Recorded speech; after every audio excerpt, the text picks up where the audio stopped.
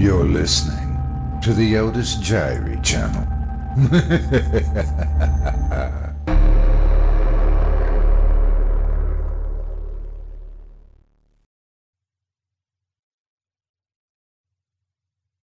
Part 6.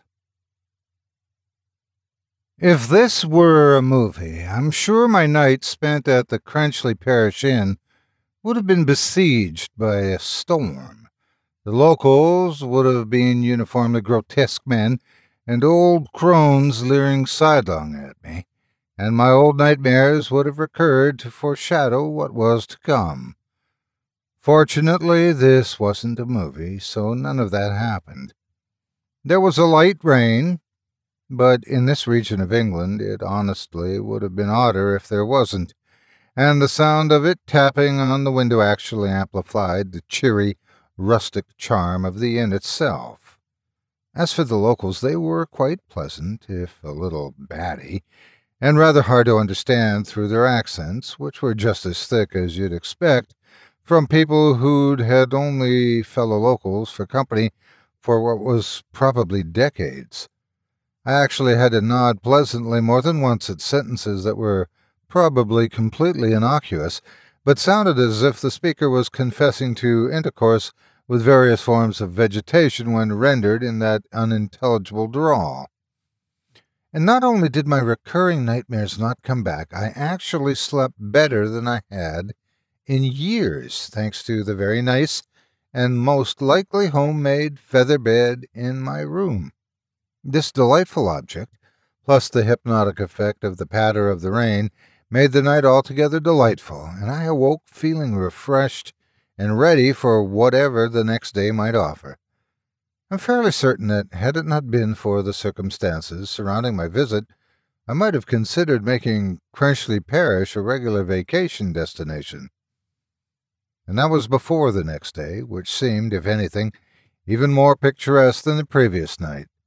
The ubiquitous English fog seemed to have lifted slightly around Crenchley Parish after the rain of the previous night, and a pleasant warm wind blew up against my face as I started my walk toward Cloverwell's address, through row upon row of quaint little houses that I would swear must have been the inspiration for a Christmas card at some point. The one bit of unsightliness that marred this otherwise very beautiful walk was an oddly large vacant lot full of old, very worn, quarried stone, where no one seemed to have bothered to tear down its ancient, rusty, wrought iron fence. Curious, I approached this, and saw that a similarly rusted brass plate had been affixed to what was a gate. The name engraved on it instantly explained the spot. It ran, Crenchley Parish Charity School for Orphans. From behind one of the blocks of misshapen stone still left inside the lot, I thought I saw the curl of a small wisp of smoke, whose smell instantly announced itself as some teenage miscreant's joint. I turned and walked away. I will admit that, at the time, I wondered why the area had stayed vacant for so long, but I dismissed it with fairly little thought.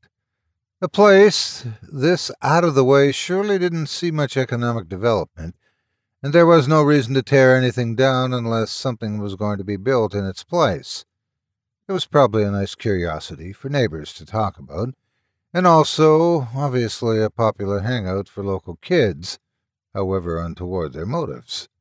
No need to worry about it. After all, even with the ugly sight of where the orphanage had stood, this walk was everything a trip to find out terrible secrets was supposed to not be like. This feeling of optimism persisted even as I approached Cloverwell's house. It was a small, single-story, ivied affair which seemed to have been painted lavender at some distant point in the past, though by now the paint had obviously suffered the effects of the elements and native plant life. This didn't make it any more ugly. If anything, it increased the place's homey, lived-in quality. Checking my watch, I saw that my appointed time to meet Cloverwell's was very close at hand, So I approached the door and knocked on it politely but firmly, then waited.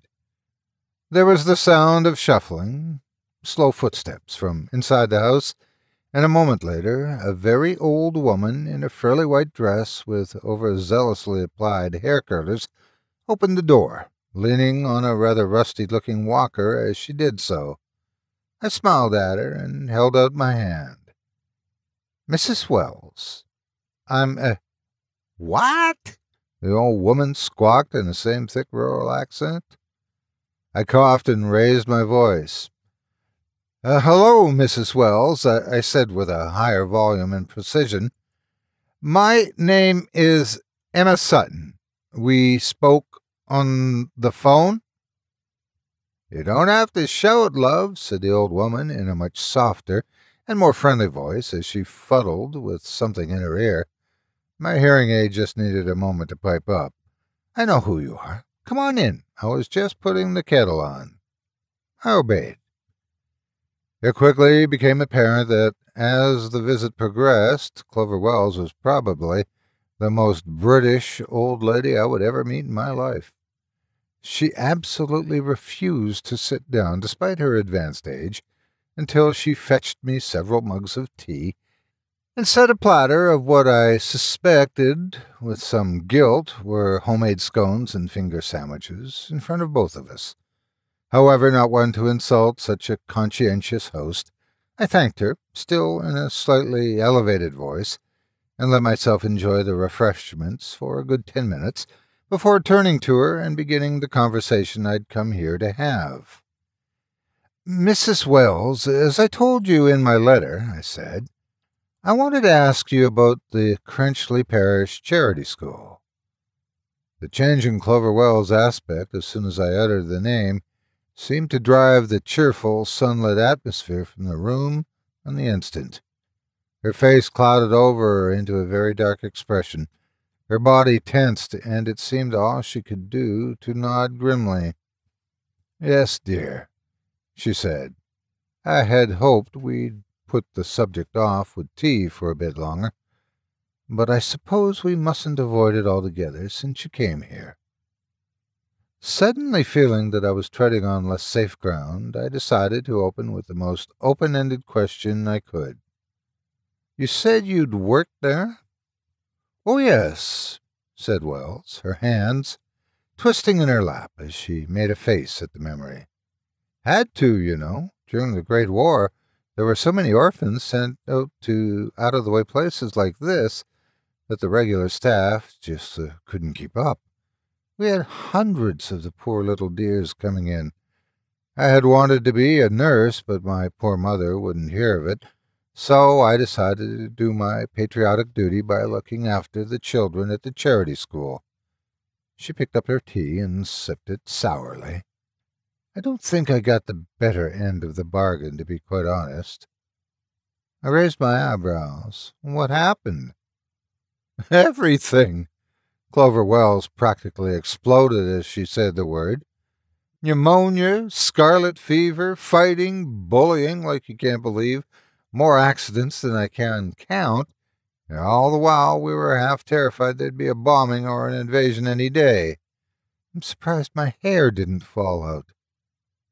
This wasn't quite what I was looking for, so I got a little more specific. "Do you remember a boy named Barnett Reynolds?" "There were a lot of boys, dear, and it was a long time ago," said Wells with grandmotherly condescension. "Besides, I'm miserable with names, much better with faces. What did he look like?" I stopped myself. I knew what the sad boy looked like, but knowing that sort of detail would probably raise questions about why I was able to describe a child who'd lived long before I was born so precisely. I tried a different tact. "I don't know," I lied, "but I think it was him who paid to have the structure moved to the States back in the late 40s. I was hoping you might have some pictures so I could see if I recognize his features." Wells brightened up slightly at that. "Pictures?" she asked. "Well, yes, I do have pictures, And if you were to point this Reynolds boy out, it might jog my memory. Do me a kindness, though, love. The pictures are in the cellar, and I'm not quite the spry girl who could climb down ladders I used to be. Go fetch the box labeled Clenchley Parish Photos, and we'll see if we can't find your Mr. Reynolds. I agreed immediately, and she told me how to get to the cellar. One trip down a dusty but sturdy ladder into an even more dusty room, followed by combing through several old boxes, I returned to her bearing a largish parcel with the label she indicated. She motioned for me to pull it open, and I did so, finding a jumbled-together assortment of framed portraits of various children, all of them middle school age or under. I scanned the names under each one, looking for the name Barnett Reynolds, but was disappointed for almost the entire box. However, finally, I pulled a very worn-looking framed photo, labeled 1915, from near the bottom of the box and immediately got a shock. The sad boy was standing right there in the photo, near the center of the group. Unlike in my dream, though, he didn't look like the pathetic figure I knew. His expression was indeed angry and vaguely mutinous, and his teeth were bared in a grimacing smile that made me think of an angry dog. I didn't even bother looking at the inscription. I knew I'd find Barnett Reynolds. I turned the photo and showed it to Mrs. Wells. I think this is him. Mrs. Wells' face, however, clouded over in confusion as she looked. "I'm sorry, dear," she said, "but you must be mistaken. I don't remember that boy's name precisely, but I know he wasn't called Reynolds, and the very last thing he could or would do would become an architect and rebuild a charity school. Check the inscription again." I did. I scanned the names, and sure enough, there was Barnett Reynolds. However, when I noticed the position of the name, I realized Mrs. Wells was right. It didn't correspond to the sad boy. Instead, a tall, scrawny, sharp-faced boy with suspicious eyes and conspicuously dark hair peered up at me from the frame. I gave Mrs. Wells an apologetic look. "I'm sorry, Mrs. Wells, you're right," I said. "This is Barnett Reynolds." This time, when Clover Wells looked at the photo, eyes lit up. "Oh, Nettie," she said with a delighted smile. "I'm so glad to hear he amounted to something. Wonderful child he was. Most well-behaved little boy you could hope for, parents or no. Not that he didn't feel it, of course. I think the loss of his family hit him harder than most of the others. I'm afraid he came in for some terrible bullying because of it." I almost wasn't paying attention. My next question was practically bursting from my lips. I looked down at the picture and, with some frantic scanning, found the name that corresponded to where my recurring nightmare companion stood in black and white. Barnaby Ratcliffe. I turned the photo back to Mrs. Wells and pointed again at the sad boy. "And what about this boy?" I asked. "Barnaby Ratcliffe." Something about the repetition of that name, combined with a genuine look at the boy's face, made Mrs. Wells' face cloud over again, but this time not with confusion. Instead, she looked part angry, part sad, and altogether miserable at the question even being asked. Stiffly, she stood up from the table. "If we're going to discuss Barnaby Ratcliffe," she said coldly, "I'm going to need something stronger than tea. That's bad business, Mrs. Sutton. Are you quite sure it's relevant to your inquiry?" I nodded fiercely. "Yes," I said, "quite sure." Mrs. Wells sighed expansively, and her eyes became very sad as she shuffled back into the kitchen. "Well, then I must apologize in advance," she said. "It can't be helped. If you need to know what you say you need to know, but even so, what you're about to hear will almost certainly ruin this beautiful day. In fact, just thinking about it has ruined more days for me since it happened than I can count, which is why I need a glass of sherry. One for you as well?" My spine felt as if someone was sliding an ice cube lovingly down it, and my stomach seemed to be swirling with concentrated acid. I shivered and gave a slight gag, then meekly nodded at the old woman. She nodded back. "Back in a jiffy," she said, and disappeared into the kitchen.